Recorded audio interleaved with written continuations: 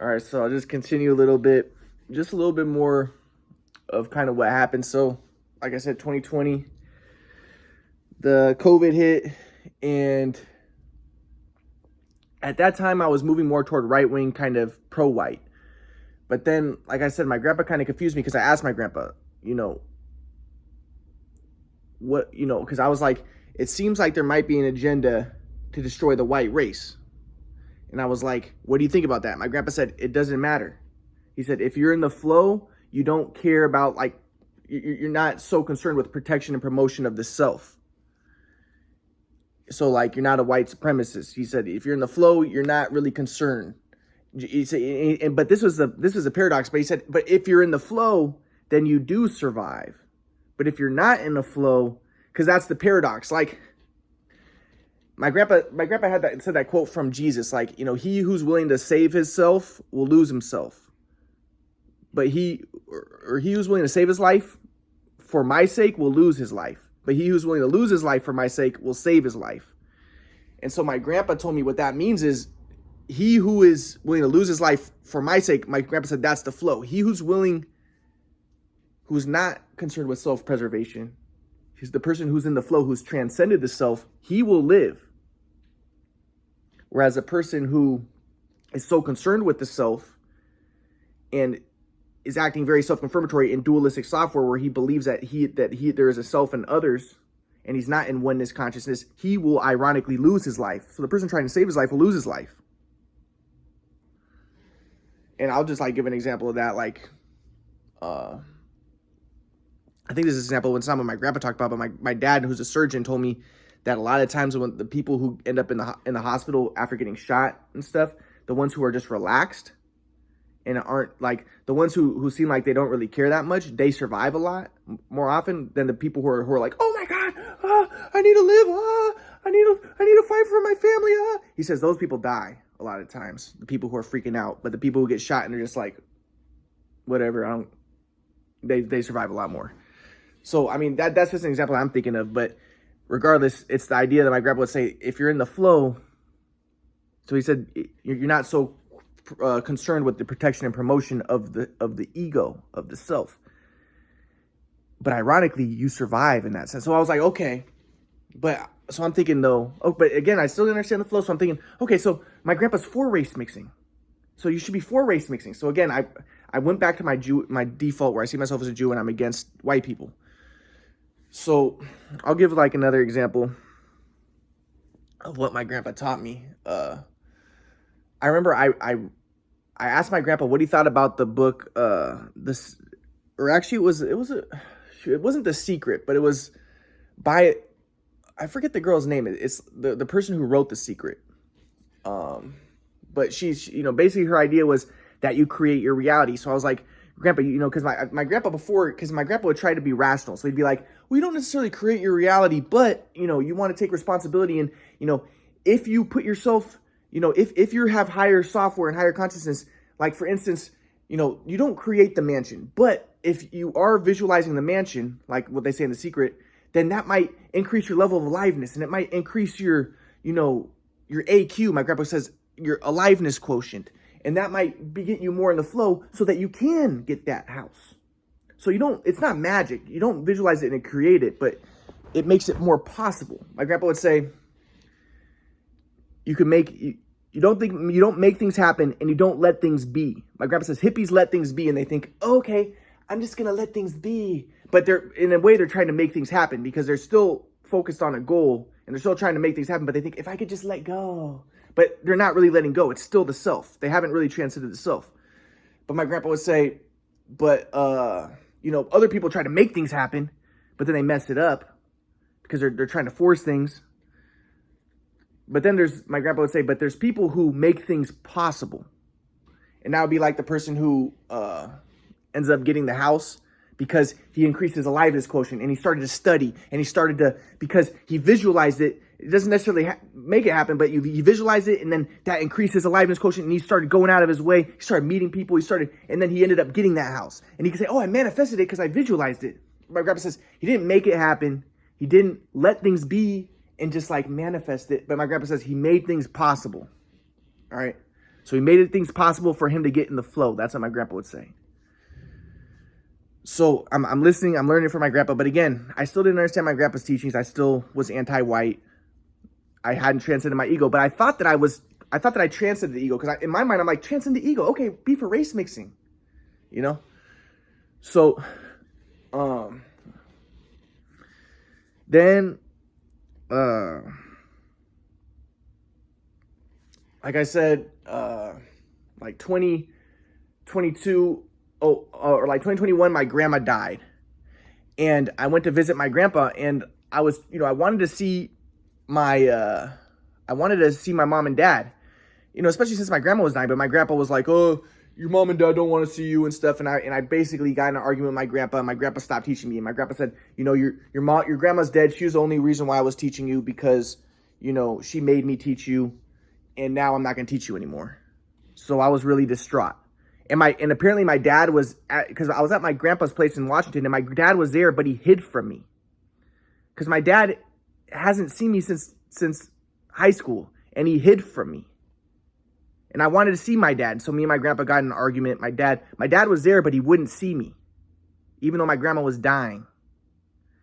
So my grandpa ended up kicking me out, and my grandma died, and I wasn't able to go to her funeral or anything because I'm not allowed to be in contact with my dad, because my dad has thrown me to the side, and he hasn't seen me since high school, really. He's seen me a couple times in college. And like I said, even in college, there was no, it's messed up what they did to me, dude. And it's still messed up. So, then my grandpa stopped teaching me. So then I remember I went to New York, and like I said, I would call my mom, and I would be like, Mom, can I please talk to Dad? And my mom would be like, why don't you get a fucking life, you fucking loser, you fucking piece of shit. You still want to talk to your dad? Get a life. What are you, 20? You're 20. What was I? How old was I? I was probably like 30 something. You're like 30? You're 30 years old? You're 32 years old? You fucking loser. You still need to talk to your dad. A lot of people don't have dads who want to talk to them. A lot of people have moms and dads who don't talk to them. And I'm like, yes, but those people end up having problems, Mom. It would be nice if you guys could just, no, we're not going to talk to you. Hang up on me. We're never going to see you. Hang up on me. So I went to New York, and I went to stay at a yeshiva, a Chabad yeshiva. And that's actually the place where they ended up finding the tunnels. But I stayed at the Chabad yeshiva, and I was studying there for a little bit. But my mom called me, and she told me, I told her I'm staying at a Chabad yeshiva, and I was studying. My mom told me, she said, don't start yelling at them, and don't act crazy and stuff. Because my mom actually thinks because my mom hasn't seen me since high school. So she literally thinks I have schizophrenia. And she was like, how can you be there? How could they have you there? You have schizophrenia. Like, aren't you scaring people? And I'm like, she doesn't realize that I'm a normal person. She thinks I'm crazy. She thinks I'm walking around like, crutches everywhere. She thinks I'm insane. So my mom's like, she's like, just don't yell at people and don't act crazy. And I'm like, Mom, I don't yell at people. Sometimes I yell at her because she treats me like this, but I don't yell at people. But my mom thinks that the way I treat her is the way I treat everybody. No, I act normal. I'm a normal person, but my mom doesn't realize that. So I ended up staying at a Chabad in New York for a little bit, and then I ended up going back, and then I ended up, I ended up running into. Then my sister ended up having a baby, and I wanted to meet the baby, and I wanted to see my sister, so I'm trying to get in contact with my mom and dad. My mom was like, we're never gonna see you again. Get it through your fucking head. You can't make things happen. Because again, she's still stuck in that shoot-away machine. When my shoot-away machine messed up my shot, I tried to make things happen. I get my dad to help to fix my shot. He's the one who messed it up. You can't make things happen. You can't get your way, Ryan. We're not gonna see you. You can't get your way. You can always get your way. My grandpa says that my mom expresses dualistic software. So then, Kenny ended up coming over. Malik's dad, Kenny Story, he was on the run. Like I don't know if he was doing crack or something, but he was going insane. I went to talk to Malik to see if he can give me basketball videos, but Malik said that his dad had them. At first, Malik said that he had them, but then he told me that his dad took them. So, I was like, can I get them? And Malik was telling me, he said, my dad's gone crazy, So then I was like, okay, well, I'll pay you. I'll pay your dad. And then so Malik got in contact with his dad, and his dad got in contact with me, but his dad was basically on the run at that point because he'd gone kind of crazy. And I ended up making a mistake. My friend Bill said it was a good idea to have him stay with me so I had him stay with me, but he was acting too crazy. He was acting insane. And like he asked me, he was like, Ryan, why is your dad not talking to you? Because me and my dad were best friends. He was best friends with my dad, and he knew how much my dad loved me growing up. He's like, this is so weird that your dad won't talk to you. And I'm trying to tell him, what happened was the shoot away machine. My dad got the shoot away machine, it messed up my shot. And then we started getting and then that's when things deteriorated. And then Kenny was like, Ryan, I don't think it was a shoot away machine, man. He was like, a shoot away machine wouldn't mess up your shot. And I was like, yes, it did. You see, everyone fucking thinks that they know more than me. No, motherfuckers, I discovered a theory of everything. I know what happened to my shot. But he's like, Ryan, I don't think it was a shoot away machine, man. Everyone's assuming all this bullshit. I'm like, no, it was the shoot away machine. And then he ended up calling my dad.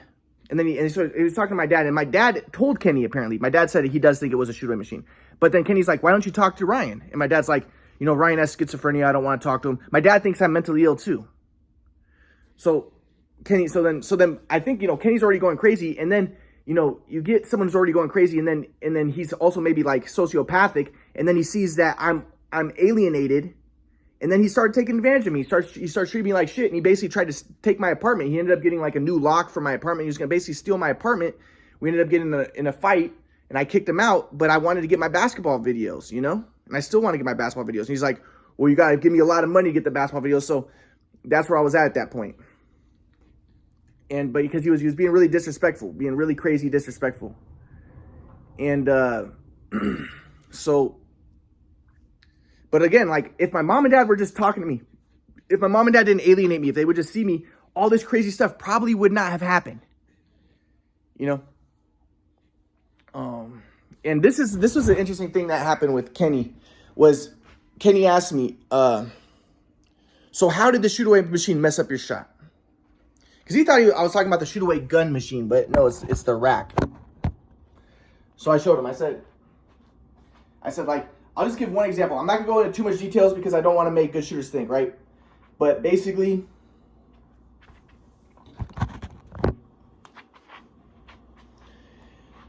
the one thing I said was, like, before the shoot away machine, I would catch the ball. And I'm not going to go into details because I don't make good shooters think, but I would catch it like this, right? And then I would step to the left. Catch it.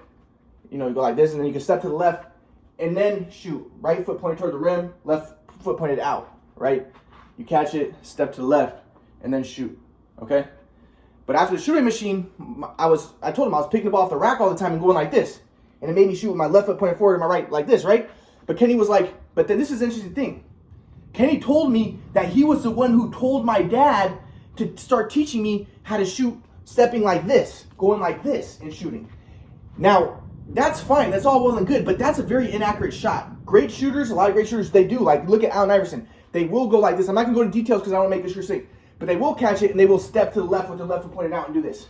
But some players do. Like, Kobe would dribble like this with the right hand and then step and then turn like this and shoot. That's an inaccurate shot. It's a lot less of a likelihood of making that shot. More likelihood if it's in the left hand, or I'm not going to go into details, but if the right leg is behind and you go, I'm not going to go into details. But you step like this, and you go like this, that's an inaccurate shot. But it could be okay. But what my dad did, if you do this, it's just automatic. You step like this, and you turn and you go like this. But because I'm picking the ball off the rack and going like this all the time, it made me shoot wrong with my right foot behind, left foot like this. And then when my dad tried to fix it, he told me to do the wrong thing and told me to go like this, with my left foot forward and my right foot to the side, and he messed up my shot. But I'm not going to go into details. If I went into extreme details, everybody would know what I'm talking about. But I don't want to make good shooters think. But like I said, Kenny was being super disrespectful to me, treating me like shit. So I got in an argument with him. And yeah, I probably did try to make things happen. Like, at one point he was like, I can't find the basketball videos because he was going out, and I was like, I got freaked out, and I'm thinking, like, maybe he doesn't want to, because all the players got the swag flow from me. I was the one with the swag flow. And like, everybody else got their swag flow from me. And I'm thinking maybe he doesn't want people to see how good I was, So he ended up saying, like, I can't find the videos. I don't know where they are. So I was like, dude, so I went to my place. I locked the door. I said, find the videos. Because I'm not here to fucking, to give you a place to stay. This is a transaction. I want the basketball videos of when I was younger. So I said, get the videos. Once you get the videos, you can get your stuff. But then he ended up trying to break into my place and all this crazy stuff happened. So maybe I made things happen. But again, if my mom and dad were talking to me, this is a crazy thing. So Kenny was with this white woman. And it's funny because they went to a Ralph's and some people, and they're both kind of crazy, right? And so people would call her a mud shark, right? But these people were like saying that it's wrong for black men and white women to be together. And then she was crying about that. But I remember I was for race mixing, so I was like, oh, that's wrong, I'm thinking like they're not in the flow, that's wrong to be against. But again, they weren't in the flow. They wanted attention or whatever they wanted, right? But I was for race mixing and stuff, right? And then when Kenny tried to get my stuff, this woman was being a bitch to me, so she tried to get the stuff. So, and I started to cuss this woman out. I'm like, you're a fucking cunt, you're a bitch. You're not gonna get, I just want my basketball videos. That's it. But basically, this woman tried to get the police to come in to get Kenny's stuff out of the place. But I just wanted my basketball videos. So then when Kenny's getting his stuff, this woman's like, she had called my mom and dad, and she's like, Paul.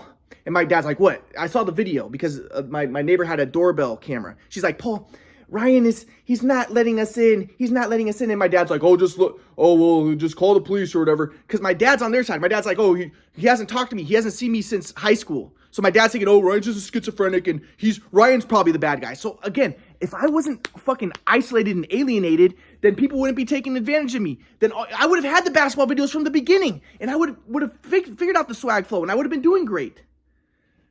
That's all I wanted from the very beginning when I was first in Kauai. I just wanted the basketball videos. That's when I started doing all this stuff. My mom and dad would just talk to me, help me get the basketball videos, if people would just listen to me, that I discovered the theory of everything, all this crazy stuff wouldn't be going on. So, but anyways, this woman, but the police came, and then the police saw that this woman was treating me with disrespect. And, it was a female officer who ended up protecting me, because this bitch was like, she's like, yeah, he has schizophrenia and all this stuff. And then the female officer was like, okay, if he has schizophrenia, then why are you treating him like this? And I was like, exactly. And then, so they ended up kicking them out, and then, that was pretty much it. And then I ended up putting all their stuff outside. So, again, but if my mom and dad, Kenny probably smelled prey. The fact of the matter is, I've been isolated. I've been alienated, and it's had a negative effect on me. If my mom and dad would just talk to me, see me, maybe all this crazy stuff wouldn't be going on. So then, after that, that's when I ended up meeting Kay. I'm not going to say her name, but I ended up meeting Kay, so I'll get to that.